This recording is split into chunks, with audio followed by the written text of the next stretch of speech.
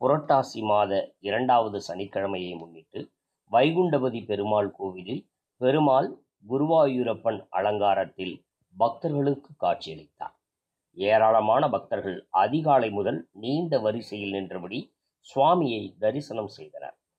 புரட்டாசி மாதம் பெருமாளுக்கு உகந்த மாதமாகும். இந்த புரட்டாசி மாதத்தில் வரும் சனிக்கிழமை மிகவும் சிறப்பு வாய்ந்ததாகும்.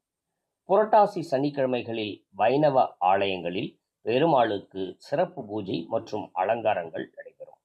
புரட்டாசி மாத 2வது சனிக்கிழமையை முன்னிட்டு தூத்துக்குடியில் உள்ள பழமையான வைகுண்டபதி பெருமாள் கோவிலில் இன்று அதிகாலை 4:30 மணி அளவில் நடை திறக்கப்பட்டு கோபூஜையும் பின்னர் விஸ்வரூப தரிசனமும் பின்னர் குருவாயூரப்பன் அலங்காரத்தில் காட்சியளித்த பெருமாளுக்கு சிறப்பு பூஜைகள் மற்றும் சிறப்பு தீபாராதனைகள் நடைபெற்றது.